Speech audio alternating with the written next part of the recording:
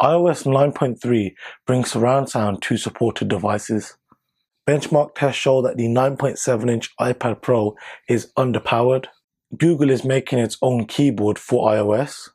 The Galaxy S7 beats the iPhone to become the world's best smartphone. And we now know when to expect HTC's up-and-coming flagship.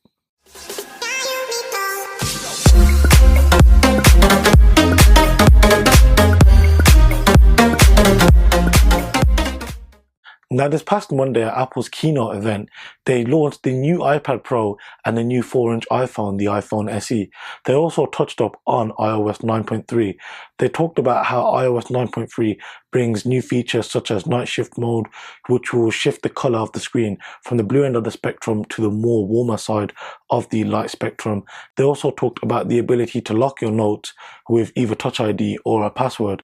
Apple failed to mention that this new update would allow older devices from the iPhone 4S and above to output using the 30-pin or Lightning connector Dolby Digital 7.1 surround sound to iOS devices.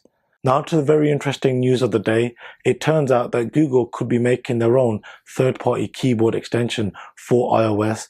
Now this is said to bring over features such as gesture control and the ability to search the web using a dedicated button. Now there are many reviews out there of the Samsung Galaxy S7, so I just wanted to give you a little condensed overview. Now the majority of these review sites have said that the Samsung Galaxy S7 is a worthy upgrade over the previous generation's Galaxy S6.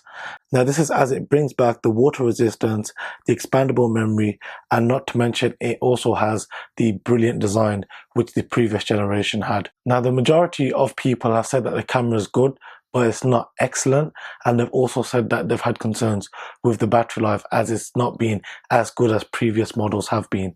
Now with that said, it looks like companies such as HTC, Apple, LG, and even the next generation Google Nexus devices will have to do a lot to match the likes of the Galaxy S7 and the Edge variant. Now talking about this year's flagships, it turns out that HTC have sent out their press invitations for an event to go down on April the 12th. Now the title of their invitations read, "We admit it, we're obsessed in a good way." Now the event is going to go down at 1 PM GMT. So now I'd like to get into a little thing that I call. Now Apple would have us believe that the 9.7-inch iPad is in fact as powerful as the 12.1-inch iPad, but as it turns out that might not be the case, as the processor found in the 9.7-inch variant of the iPad Pro is slightly underclocked as well as coming with less RAM. Now I get that it makes sense to have the processor run underclocked as it's not really powering that many pixels when compared to the larger iPad Pro. So guys, do you think that this iPad Pro is worthy enough to be called Pro? As always, leave your suggestions down below in the comment section. Links to all the articles I've discussed today can also be found down below in the description section. Click one of these two videos here if you want to go and watch one of my other videos. Subscribe if you want to be notified for other videos I upload. Seriously, it's free. Why not do it? Like the video if you enjoyed it, and I'll see you guys soon. Thanks for watching. Damn, that was one long ass outro.